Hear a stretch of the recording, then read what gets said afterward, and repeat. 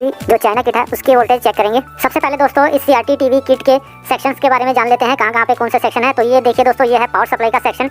ये इतना power supply का प्राइमरी सेक्शन है और ये साइड वाला सेकेंडरी साइड है। और यहाँ पे जो प्रीसेट लगा हुआ है वो फीडबैक सर्किट है और ये इतना सेकेंडरी साइड का है पावर सप्लाई का। और ये है दोस्तों साउंड सेक्शन, ये इतना साउंड सेक्शन का सर्किट है। और ये है वर्टिकल सेक्शन का, ये वर्टिकल का IC लगा हुआ है। ये इतना सारा कंपोनेंट्स जो लगा हुआ है ये वर्टिकल सेक्शन के कंपोनेंट्स है, यहाँ पे जितने भी कैपेसिटर और रेजिस्टर्स लगे हैं। और ये है दोस्तों horizontal driver section, horizontal section में आता है ये ड्राइवर ट्रांसफार्मर। और ये है आउटपुट सेक्शन हॉरिजॉन्टल आउटपुट का। और ये है दोस्तों EST, ये सभी हॉरिजॉन्टल सेक्शन में आते हैं। ये इतना सा कंपोनेंट्स है। और ये है दोस्तों ये सभी कंपोनेंट्स हॉरिजॉन्टल सेक्शन में आते हैं। यहीं से दोस्तों CRT यहाँ से RGB रेड ग्रीन और ब्लू कैथोड के सिग्नल्स एम्पलीफाई होके पिक्चर ट्यूब को जाते हैं। और यह है दोस्तों इसका processor IC, system IC, main IC कह सकते हैं इसको। सबसे पहले दोस्तों हम यहाँ पर AC वोल्टेज चेक करेंगे, इसलिए हमने या 200 वोल्ट मिलने चाहिए। यहाँ जितना भी सप्लाई आ रहा होगा दोस्तों यहाँ पे शो करेगा, यहाँ पे 230 240 के करीब वोल्टेज आ रहा है। तो ये है AC इनपुट का। यहाँ से दोस्तों लाइन फिल्टर लगा होता है और डायोड डाउन का वो फिल्टर कैपेसिटर के माइनस पॉइंट पे रखना है। और इस साइड सेकेंडरी साइड में जब वोल्टेज चेक करना है हमें तो यहाँ पे ग्राउंड का वायर रखना है। तो इसके अंदर हमें दोस्तों चेक करना है। तो यहाँ पे हमें 316 वोल्ट मिल रहे हैं, यहाँ पे लगभग 300 वोल्ट आना चाहिए, 300 330 इतना वोल्टेज यहाँ पे मिलना चाहिए। यहाँ पे जितना AC वोल्ट आ रहा है उससे अधिक वोल्टेज आना चाहिए। और ये देखिए दोस्तों ये आ गया है SMPS ट्रांसफार्मर पर। इसके बाद यहाँ पे ट्रांजिस्टर लगा हुआ है। तो ये ट्रांजिस्टर पे दोस्तों हाई वोल्टेज बन रहा है फ्रीक्वेंसी के साथ। तो डिजिटल मीटर कई बार वोल्टेज शो नहीं करता है, तो यहाँ पे ट्रांजिस्टर पर 300 वोल्ट DC मिलना चाहिए। उसके बाद दोस्तों पावर सप्लाई सही काम करेगा। तो यहाँ पे सेकेंडरी साइड में आपको वोल्टेज चेक करना है। तो ये है दोस्तों सेकेंडरी साइड की अर्थिंग, यहाँ पे हमने ग्राउंड कर दिया है। और लाल वाले वायर से 110 वोल्ट का जो डायोड है उसके कैथोड पे हमें यहाँ पे वोल्टेज चेक करना है 110 वोल्ट। उसके बाद दोस्तों यहाँ पे डायोड पे हमें 24 वोल्ट चेक करना है। उसके बाद दोस्तों इस डायोड पे हमें लगभग 9 से 12 वोल्ट चेक करना है, यहाँ पे 10 वोल्ट आ रहा है। उसके बाद ये जो डायोड है यहाँ पे 14 वोल्ट लगभग आ रहा है, यहाँ पे 12 से 15 वोल्ट हमें मिलना चाहिए, जो कि साउंड IC को जाता है। ये साउंड IC, तो इस पे दोस्तों सप्लाई आ रहा है। तो साउंड IC पे भी दोस्तों 12 से 15 वोल्ट की सप्लाई यहाँ पे आना चाहिए। उसके बाद दोस्तों हम वोल्टेज चेक कर लेते हैं। 110 वोल्ट जो है वो हमारे EST को जाता है और EST से ही ये आउटपुट ट्रांजिस्टर के कलेक्टर पे जाता है। यहाँ पे देखिए 110 वोल्ट के करीब मिल रहा है और यहाँ पे भी हमें मिल रहा है। तो उसके बाद दोस्तों ये EST सेक्शन ये पूरा सही काम करता है। तो EST सेक्शन से दोस्तों 180 वोल्ट की सप्लाई बनता है, जो कि हमारे CRT बेस को जाता है। तो ये है दोस्तों 180 वोल्ट की लाइन, यहाँ पे एक डायोड लगा हुआ है और कैपेसिटर लगा हुआ है। फिर ये देखिए दोस्तों यहाँ पे 150 वोल्ट के करीब मिल रहा है, यानी कि 150 से 180 वोल्ट आपको यहाँ पे मिलना जरूरी है। और यही EST से दोस्तों हमें 4 वोल्ट AC मिलेगा, जो कि फिलामेंट को जाएगा पिक्चर ट्यूब के फिलामेंट को जलाने के लिए। तो ये देखिए यहाँ से हमें 4 वोल्ट AC मिल रहा है, ये AC सप्लाई मिलता है दोस्तों यहाँ पे। तो ये हमारे पिक्चर ट्यूब के वर्टिकल IC को जाता है दोस्तों। वर्टिकल IC पे यहाँ पे 24 वोल्ट की सप्लाई मिलना चाहिए। और बहुत सारे TV सेट्स में दोस्तों ये वर्टिकल IC को सप्लाई EST सेक्शन से प्लस और माइनस 14 वोल्ट की सप्लाई मिलता है। तो यहाँ पे ज़्यादातर चाइना किट में यहीं से पावर सप्लाई से 24 वोल्ट की सप्लाई मिलता है और ब्रांडेड किट में प्लस और माइनस 14 वोल्ट की सप्लाई मिलता है। अब हम CRT बेस पे वोल्टेज चेक कर लेते हैं दोस्तों। यहाँ पे हमें लगभग 150 से 180 वोल्ट DC मिलना चाहिए दोस्तों। यहाँ पे ये जो वोल्टेज है दोस्तों ये जाते हैं हमारे 3 ट्रांजिस्टर पे, रेड ग्रीन और ब्लू ट्रांजिस्टर पे। और उसके बाद ये तीनों कैथोड के पॉइंट पे जाते हैं, जो कि हमारा CRT बेस यहाँ पे लगा हुआ है। और ये जो 4 वोल्ट AC ये हमारे हीटर को सप्लाई जाता है। तो यहीं से देखिए दोस्तों ये जो कनेक्टर है इस पे 8 से 9 वोल्ट सप्लाई आता है और ये एक ट्रांजिस्टर पे जाता है। और यहीं से दोस्तों और जो वायर लगे हुए हैं RGB के, रेड ग्रीन और ब्लू के, यहाँ पे लगभग 1 वोल्ट से लेकर 2.5 वोल्ट तक, लगभग 2.5 वोल्ट 3 वोल्ट तक आपको यहाँ पे रेड ग्रीन और ब्लू के यहाँ पे सिग्नल मिलेंगे। ये सभी ट्रांजिस्टर के बेस पे जाता है रेड ग्रीन और ब्लू, जो कि यहाँ पे हमारे प्रोसेसर IC मेन IC से रेड ग्रीन ब्लू सिग्नल के साथ, वीडियो सिग्नल के साथ ये जो वोल्टेज आते हैं। और ये जो वोल्टेज है 150 वोल्ट से लेके 180 वोल्ट ये सभी ट्रांजिस्टर के कलेक्टर पे जाएंगे, रेड ग्रीन और ब्लू तीनों ट्रांजिस्टर के कलेक्टर पे जाएंगे।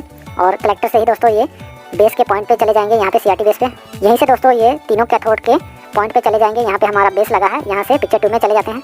तो हमें यहाँ पे बेस पे भी वोल्टेज चेक करने हैं और उसके बाद हमें यहाँ पे तीनों कैथोड पे भी वोल्टेज मिलने चाहिए। इसके बाद दोस्तों हम यहाँ पे ग्राउंड कर लेते हैं हमारे ब्लैक वायर को। और ये जो हमारा फ्रंट पैनल का जो IR सेंसर है उस पर हमें 5 वोल्ट मिलना चाहिए और एक पॉइंट इसका ग्राउंड रहता है, दूसरे पॉइंट से हमें आउटपुट सिग्नल इसका मिलता है। जब रिमोट से हम इसको चेक करेंगे तब यहाँ पे हमें वोल्टेज मिलना चाहिए। और ये जो फ्रंट पैनल के जो स्विच हैं उस पर हमें 5 वोल्ट मिलना चाहिए। और जब TV ऑन कंडीशन में रहेगा तो यहाँ ट्यूनर के VC पॉइंट या MB पॉइंट वहाँ पे लिखा होगा, वहाँ पे 5 वोल्ट सप्लाई मिलना चाहिए। दोस्तों आजकल ट्यूनर का कोई काम नहीं रहता TV में, इसलिए चाइना किट में ट्यूनर नहीं लग के आ रहा है। तो यहाँ पे हमारे मेमोरी IC पे भी 5 वोल्ट सप्लाई आना चाहिए। आप यहाँ पे देख सकते हो 9 वोल्ट सप्लाई मिल रहा है हमें, 9 वोल्ट का ये रेगुलेटर ट्रांजिस्टर है। और ये जो हमारा 10 वोल्ट की सप्लाई लाइन है यहाँ पावर सप्लाई से, यहाँ से ये जो लाइन आ रहा है डायरेक्ट एक 9 वोल्ट रेगुलेटर ट्रांजिस्टर पे जाता है और यहाँ से 9 वोल्ट सप्लाई रेगुलेट होता है। और फिर यहीं से दोस्तों एक और जो रेगुलेटर ट्रांजिस्टर लगा है 5 वोल्ट का, यहाँ पे यहाँ से एक रेजिस्टेंस के द्वारा यहाँ पे फिर से एक रेजिस्टेंस लगा हुआ है यहाँ से यहाँ। और उसके बाद दोस्तों यहाँ पे 5 वोल्ट रेगुलेटर ट्रांजिस्टर यहाँ से वोल्टेज बनाता है, जो कि फिर से मेन आईसी को हमें सप्लाई देता है, जो कि हॉरिजॉन्टल ऑसिलेटर और वर्टिकल ऑसिलेटर को एक्टिवेट करता है।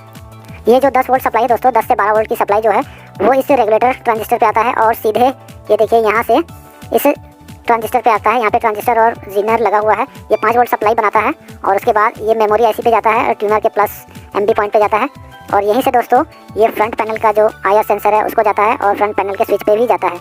और यहाँ पे देखिए दोस्तों, ये जो स्टैंड बाई ट्रांजिस्टर है इसके कलेक्टर पे 9 वोल्ट सप्लाई मिलता है, किसी में 12 वोल्ट सप्लाई मिलता है। तो ये जो 9 वोल्ट है इस 9 वोल्ट रेगुलेटर ट्रांजिस्टर से यहाँ से आ रहा है। देखिए दोस्तों, ये यहाँ से आके इसके कलेक्टर पे मिलता है 9 वोल्ट यहाँ पे देखिए, और इसके बेस पे 0 वोल्ट है। जब टीवी ऑन कंडीशन में रहेगा तो इसके बेस पे वोल्टेज 0 रहेंगे, तब टीवी हमारा ऑन होता है। टीवी जब स्टैंड बाई मोड में रहेगा यानी कि ऑफ रहेगा तो इसके बेस पे आधा वोल्ट लगभग आ जाएंगे और इसके जो 9 वोल्ट सप्लाई आ रहे हैं कलेक्टर पे वो बंद हो जाएगा और 9 वोल्ट और 5 वोल्ट दोनों रेगुलेटर को ये बंद कर देगा। तो आप देख सकते हैं दोस्तों, ये जो 5 वोल्ट सप्लाई है वो सीधे ही यहाँ पे आईसी पे जा रहा है। ये देखिए, इस आईसी के बाद दोस्तों यहाँ पे एक जंपर लगा हुआ है, जंपर के बाद ये हमारे मेमोरी आईसी पे आ गया है और मेमोरी आईसी के बाद ये जो 5 वोल्ट की लाइन है वो इस तरह से यहाँ से जा रहा है, यहाँ से आईसी पे वापस जा रहा है और यहीं से आगे बढ़ते हुए हमारा जो फ्रंट पैनल के जो आईआर सेंसर है और फ्रंट पैनल के जो स्विच है उस पर सप्लाई देने जा रहा है।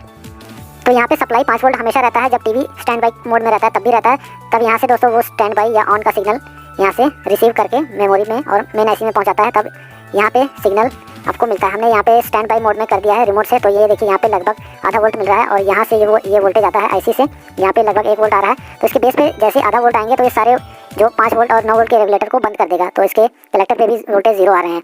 जैसे हम टीवी को ऑन करेंगे तो इसका बेस का वोल्टेज 0 हो जाएगा और इसके कलेक्टर पे 9 वोल्ट आ जाएंगे। तो ये देखिए दोस्तों, यहाँ पे जो 9 वोल्ट रेगुलेटर है इस पर भी कोई वोल्टेज नहीं आ रहा है। स्टैंड बाई मोड में ये सभी वोल्टेज को स्विच कर देता है, ऑफ कर देता है।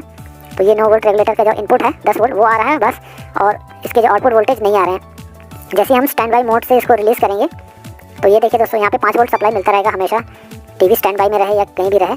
तो यहाँ से ये मेमोरी आईसी इस पर सब पे वोल्टेज रहता है हमेशा। और जैसे ही देखिए दोस्तों हमने स्टैंड बाई रिलीज़ कर दिया है, टीवी को ऑन कर दिया है, तो यहाँ पे कलेक्टर पे 9 वोल्ट आ गया स्टैंड बाई ट्रांजिस्टर के और इसके बेस पे वोल्टेज 0 हो गए। और उसके बाद देखिए दोस्तों, ये हमारा 9 वोल्ट का रेगुलेटर काम करने लगा है और 5 वोल्ट का रेगुलेटर भी काम करने लगता है। तो इस तरह से दोस्तों ये काम करता है। दोस्तों मैं आपको ड्राइवर ट्रांजिस्टर और ड्राइवर ट्रांसफार्मर की सप्लाई बताना भूल गया। ये यहाँ से 24 वोल्ट की लाइन से ही जाएगा, जो कि वर्टिकल आईसी को जाता है और यहीं से एक रजिस्टर लगा हुआ है और यहाँ पे देखिए लगभग 14 वोल्ट मिल रहे हैं ड्राइवर ट्रांसफार्मर के प्राइमरी कॉइल पे, और यहीं इसके कॉइल से यहाँ पे एक ट्रांजिस्टर लगा होता है ड्राइवर ट्रांजिस्टर, इस पर आपको वोल्टेज मिलेंगे और इसके बेस पे आईसी से लगभग आधा से 1 वोल्ट मिलता है।